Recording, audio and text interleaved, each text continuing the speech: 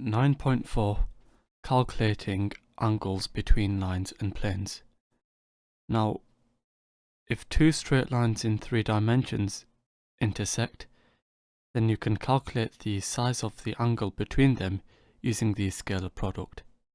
And the acute angle theta between two intersecting straight lines is given by cos theta equals the magnitude of A dot with B over magnitude A times magnitude B, where A and B are direction vectors of the line.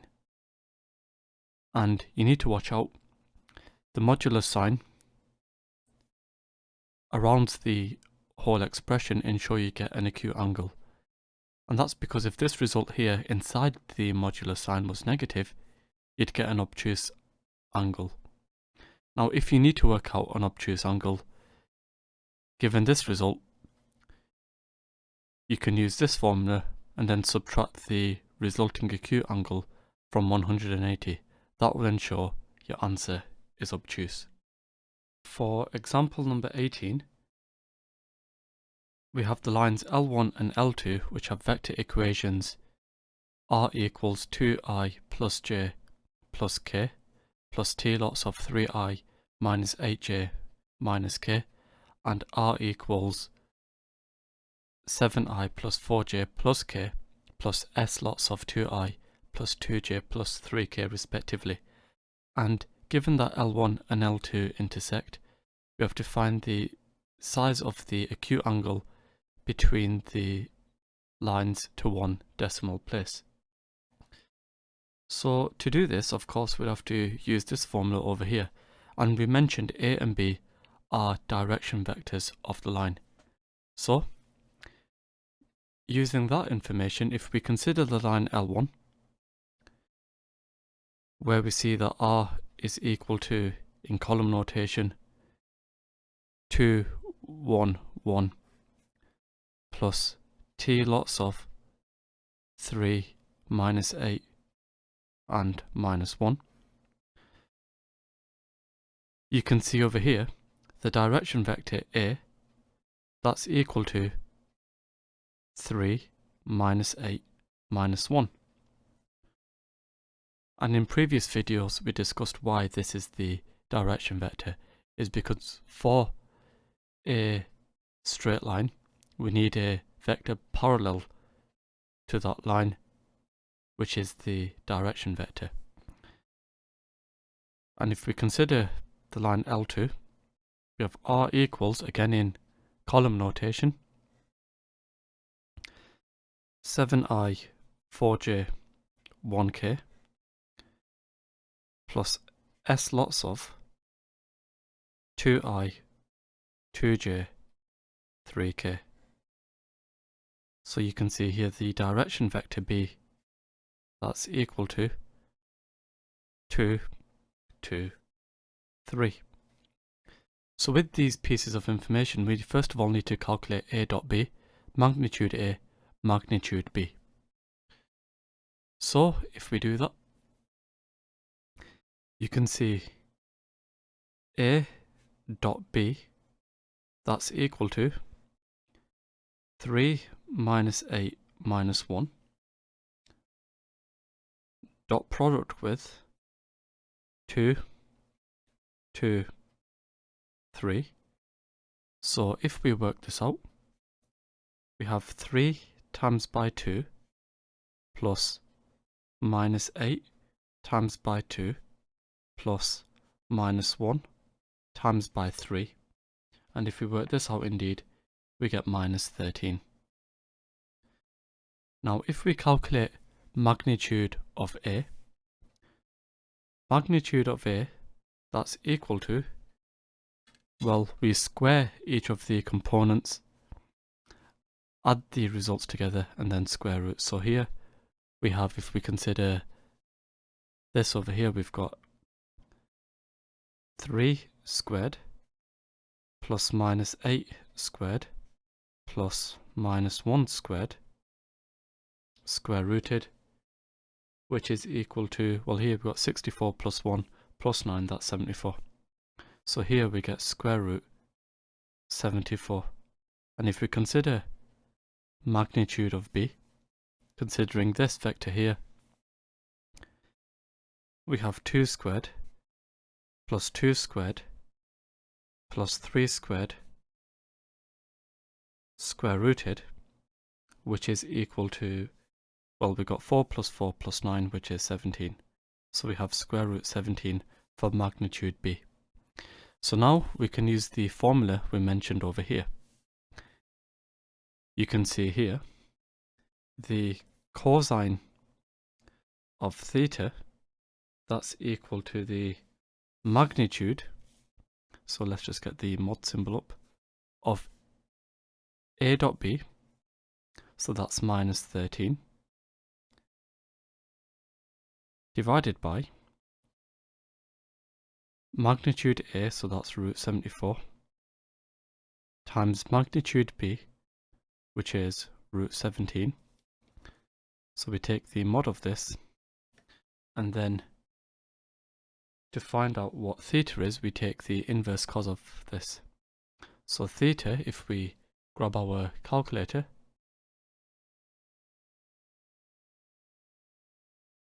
you can see over here we have the inverse cos. Now let's get the mod symbol up before we do anything, because you'll notice if we don't include the mod symbol, because we've got a minus 13 over here, that'll make the angle obtuse if we don't include these mod symbols.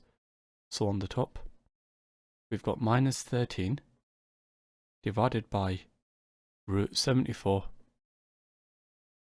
times by root 17.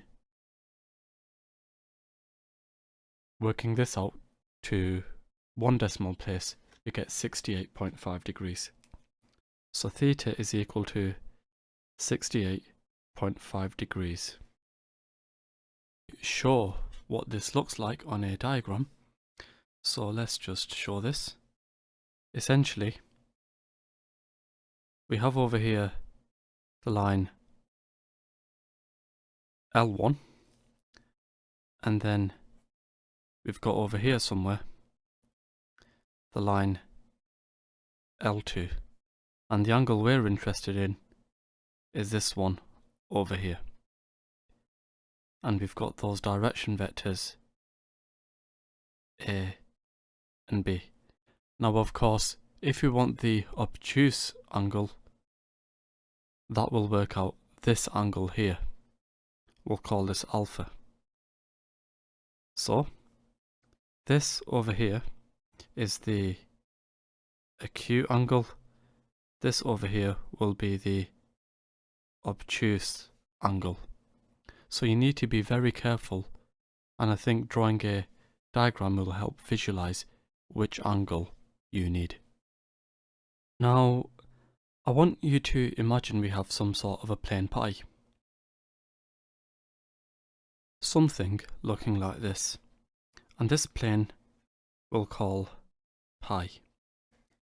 Okay? Now let's suppose that this plane over here passes through a given point A. So if we have a point A over here somewhere, we'll just label this A. Let's just show A like so. So this line goes under the plane and passes through the plane like this. And of course we've got the point O. So this vector over here is A. Okay. Now let's suppose we've got a normal vector which is perpendicular to the plane. You can see here, if the normal vector is perpendicular to the plane, let's just show that over here somewhere.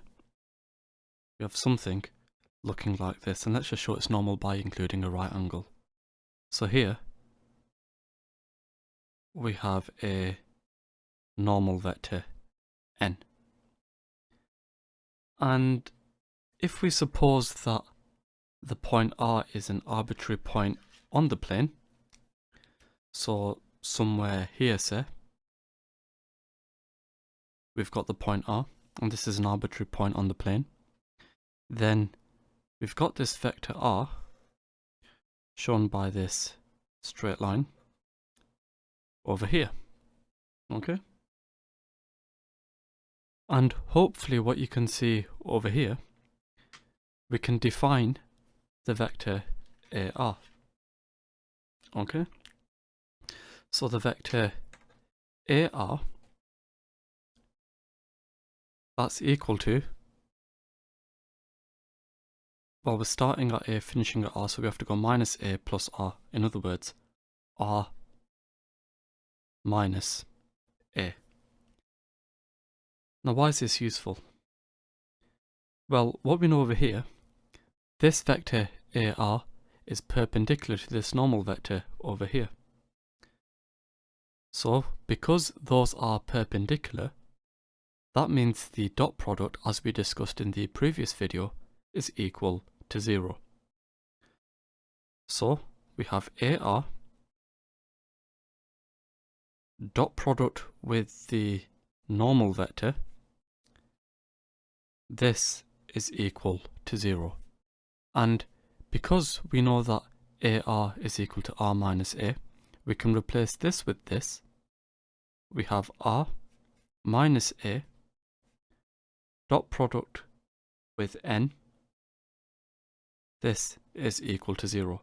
And if we rearrange, you can see here we've got N times by R.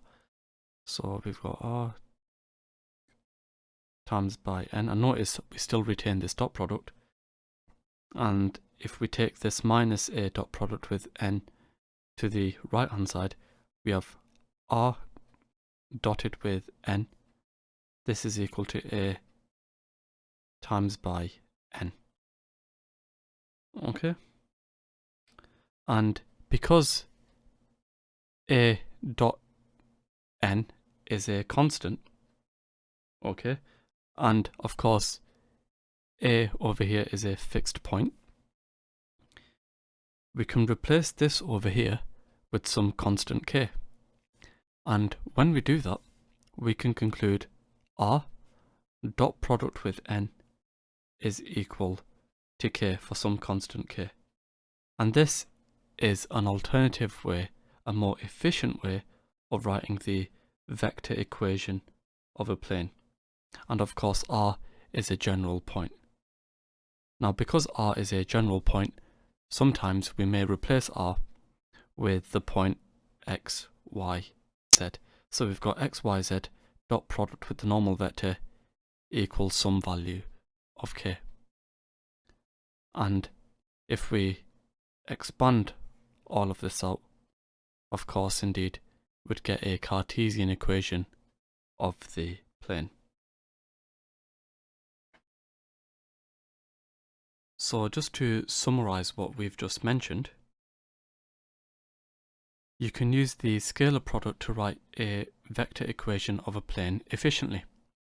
So let's suppose that the plane pi passes through a given point A, as we see over here, with position vector A, and the normal vector n is perpendicular to the plane, as we see over here.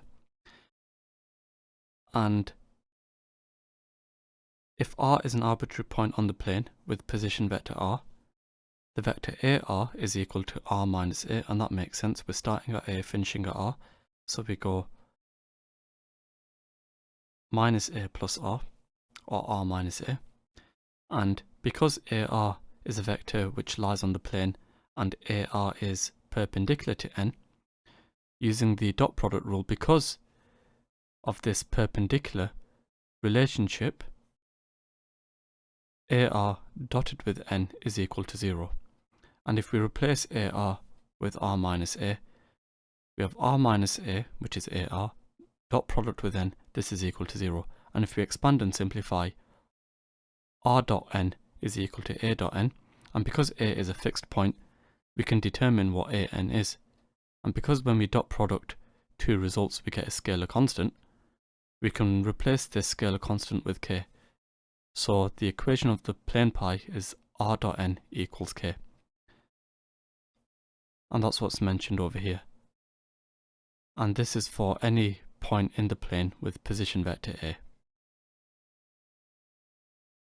Example number 19. The plane pi passes through the points A and is perpendicular to the vector n, and given that OA is equal to 2, 3, minus 5, and the vector n is equal to 3, 1, minus 1, where O is the origin, we have to find an equation of the plane in scalar product form and then in Cartesian form. So, for part A, I think it will be a good idea to first of all sketch the plane. So if we sketch the plane, we have something looking like this, okay? So here is our plane. And we've got this normal to the plane. So the normal to the plane will show over here. This is n. It's normal to the plane. And we've got this general point A. So you can see here, we've got the vector A. And we've got this point R, which obviously moves around. So our job is to find out the scalar product form of this plane pi over here. So if we take a look at what we said over here, we have r dot n equals a dot n. Okay? So that's what's mentioned over here, where a dot n is a scalar constant k.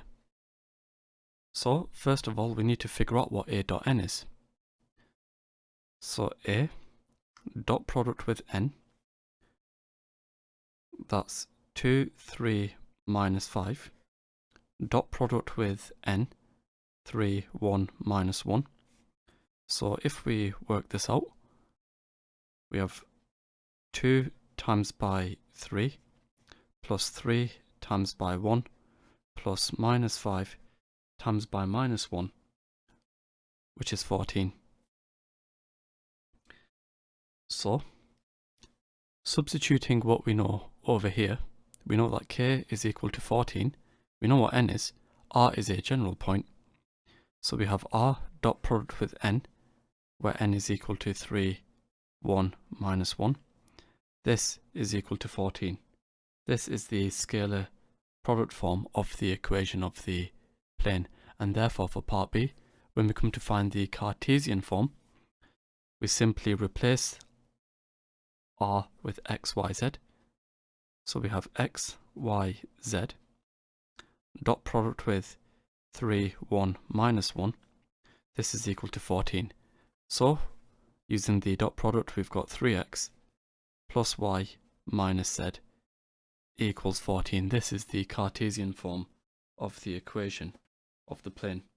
And if you pay particular attention to what we mentioned in the formula book before, of course this result makes complete sense. The coefficients of x, y and z, that's the normal vector, as we see here, and this d over here, once we take it over to the right hand side, is what we have over here, a dot n, if we just ignore that minus sign because the minus sign has moved d to the left hand side. So if we go back to what we showed over here, in the formula book, this result over here was what minus d is. If you think about what we have over here, of course, a dot n is equal to minus d. So this result over here is minus d. Okay? You need to be able to calculate the angle between a line and a plane. And with such problems, I recommend you sketch the line and the plane.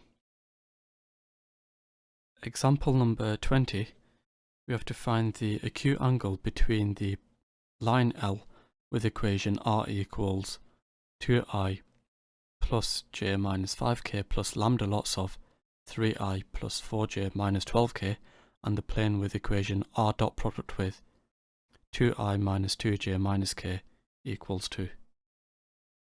Now, to do this, what you can hopefully spot over here is that the equation of the normal we can find using the equation of the plane. So the equation of the normal, the vector of the normal, that's 2i minus 2j minus k. Now what we can do is sketch out this problem. So here we've got the plane pi, and of course the plane pi has this equation over here, and we've got this line which intersects the plane. So to the best of my ability, let's draw that. We've got this line over here, something looking like this, okay? So this is the line L, so it goes right through the plane.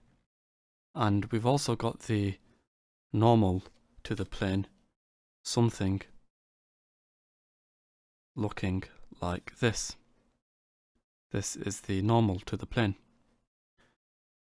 And what we need to do is find out the angle between the line and the plane.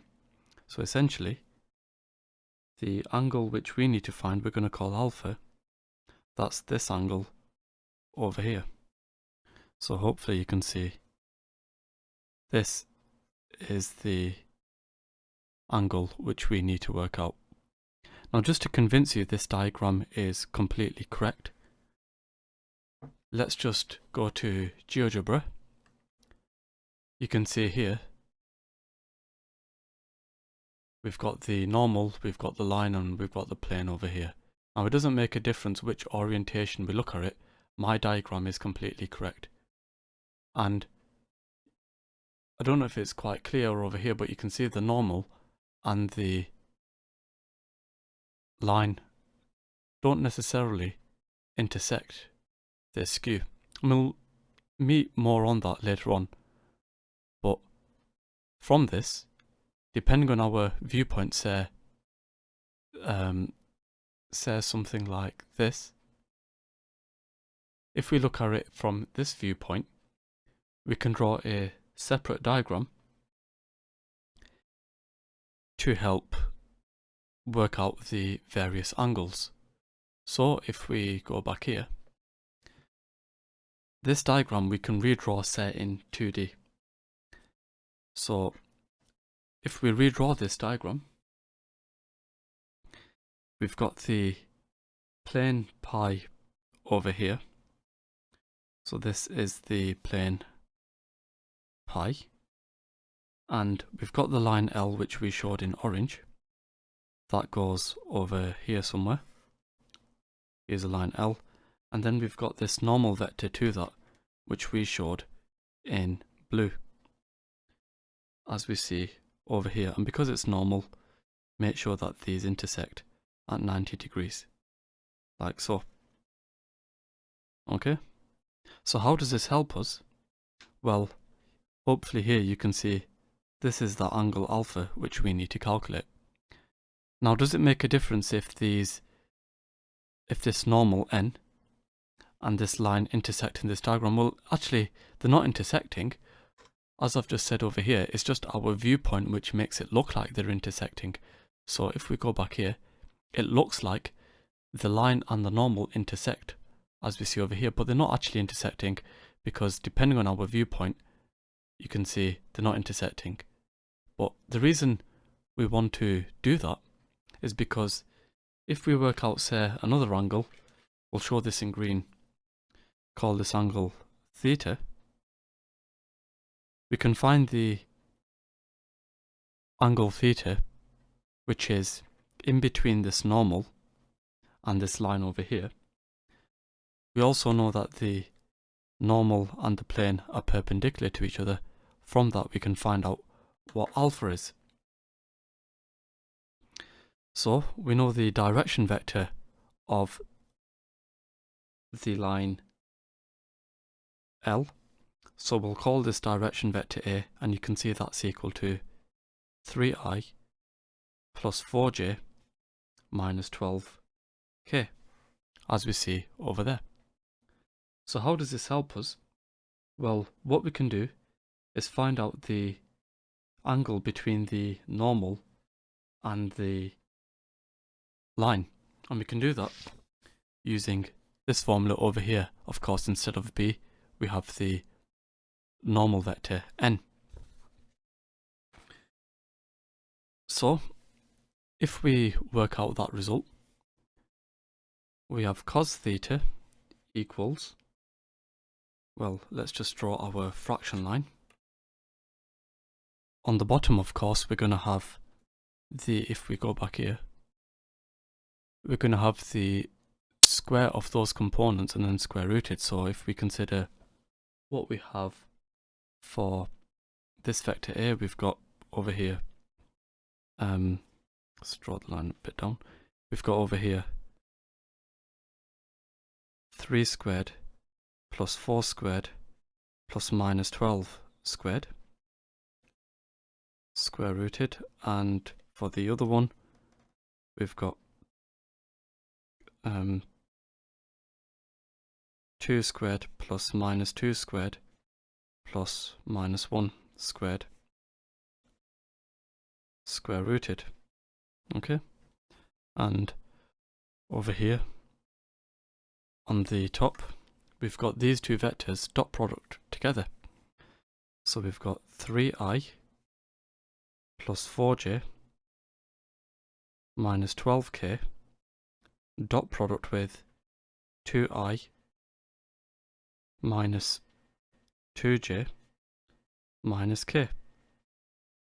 Okay, so we can actually work out this entire result. Let's just work it out. So if we grab our calculator, you can see on the top we've got 3 times by 2 plus 4 times by minus 2 plus minus 12 times by minus 1. So that's the result on the top, and on the bottom we've got here, if we write the two square roots in, we've got over here 3 squared plus 4 squared plus 12 squared, and over here we've got 2 squared plus 2 squared plus 1 squared. So it turns out here we get 10 over 39. So that's quite a straightforward result to work out. We get 10 over 39, and therefore theta over here, if we work out the inverse cos of that, we get 75.1 etc. degrees.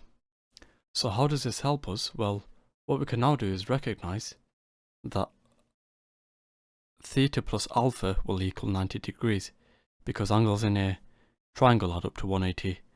So we've got 90 plus theta plus alpha equals 90. So therefore alpha plus theta is equal to 90. So in other words, we've got alpha plus theta equals 90. Alpha plus this 75.1 etc.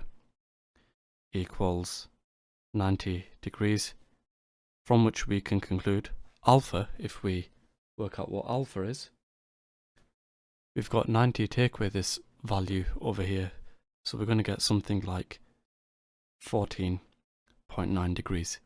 So this over here is the angle in between the line and the plane. So let's just write that down. This is the angle between the plane pi and the line L. So that's how we go about solving these problems, and it's quite important to note that the orientation gives this view over here, and Of course, they don't necessarily have to intersect. Of course, we saw here that n actually went the other way around. And L over here was a bit more like that, essentially. But that doesn't make a difference. It just depends on our viewpoint. The acute angle theta between the line with the equation r equals a plus lambda b and the plane with the equation r dot n equals k is given by this formula over here. Sine theta is equal to magnitude of b dot n over magnitude b times magnitude n. So if we take a look at our previous example,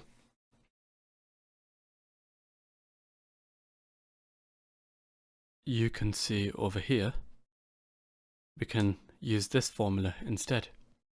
So let's do that. On our calculator, if we use what we have over here, and if we inverse sine this, like so, now you can see over here that b dot n, well, that will be this result dot with this result, and magnitude of b, that's this result, magnitude of n, that's this result. So if we work all this out, of course we want the absolute value of this. So let's see if this works. So you can see over here that we get 14.85, etc. So we can use this formula over here to quickly work out this result. Okay? You need to be able to calculate the angle between two planes, and of course drawing a diagram will help in these situations.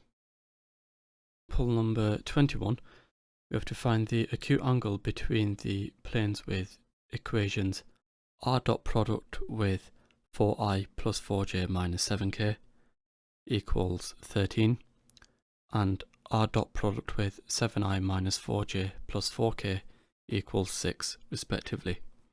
Now, as always with these sorts of problems, I think it will be a good idea to draw a diagram to help visualize what's going on. We've got a plane over here, and we've got another plane over here, okay? And then we've got the normals to those planes coming out over here. So we'll show these with dotted lines. And also here somewhere, okay? So we've got a normal vector to those planes.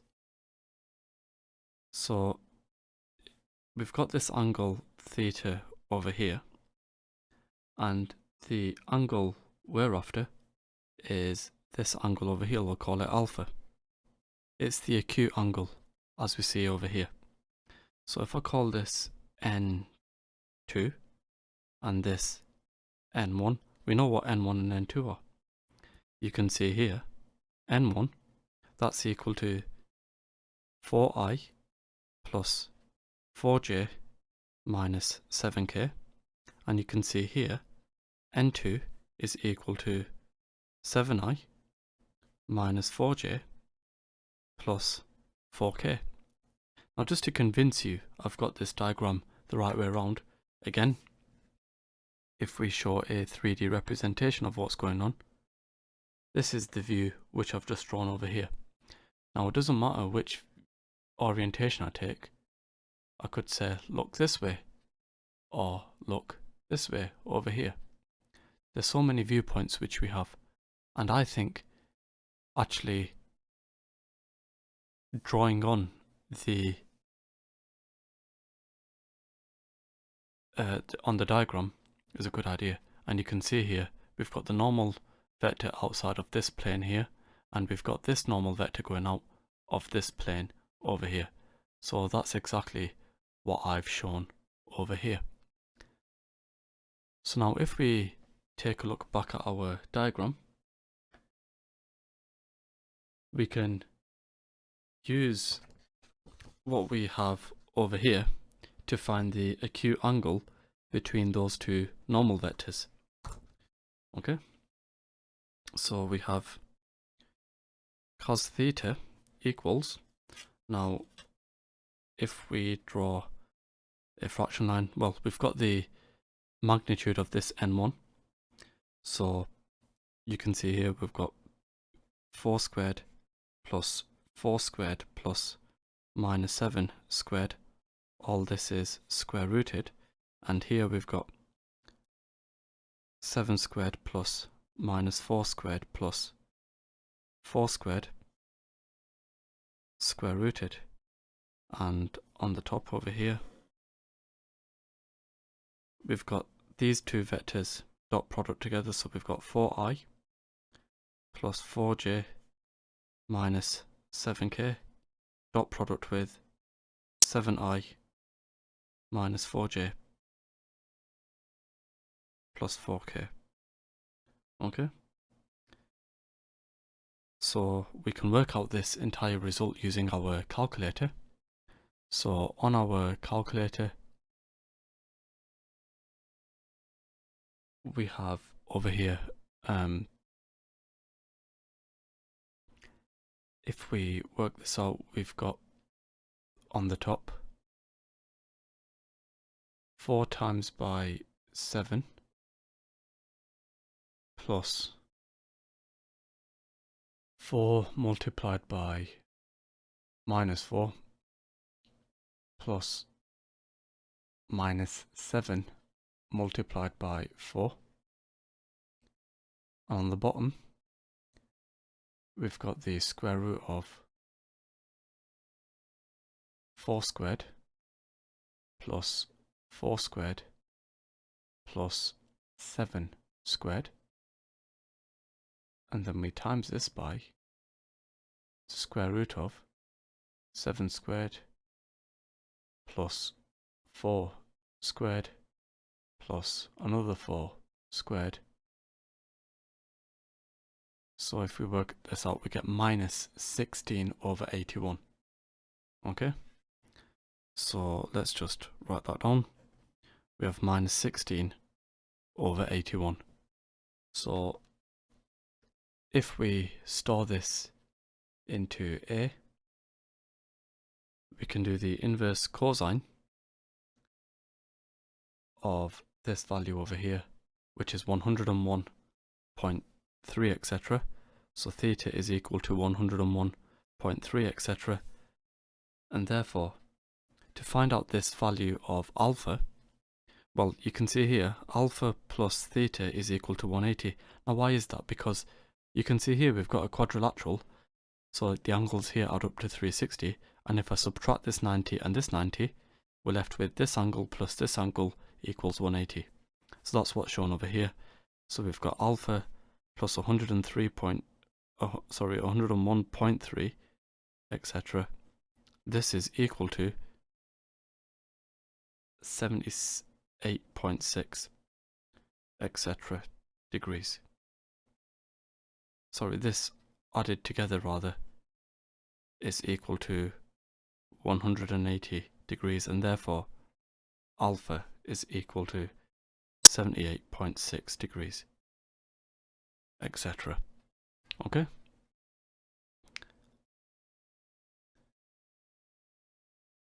the acute angle theta between two planes with equations r dot product with n1 equals k1 and the plane with equation r dot product with n2 equals k2 is given by this formula here. Cos theta is equal to magnitude of n1 dot product with n2 over magnitude of n1 times magnitude of n2. So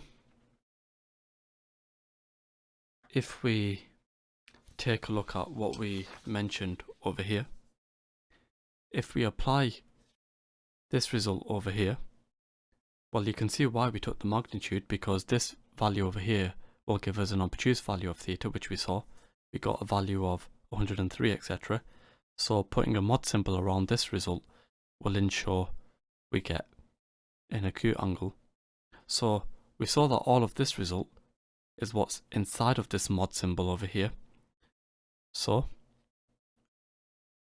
you can see here that cos theta is equal to the mod of minus 16 over 81. So so the angle we want will be the inverse cos of the absolute value of minus 16 over 81. And if we close this bracket, you can indeed see we get 78.6, etc., which is what we worked out over here, the acute angle between the two planes. So when we solve these sorts of problems, go about drawing a diagram like so, or you can just use this formula as stated over here.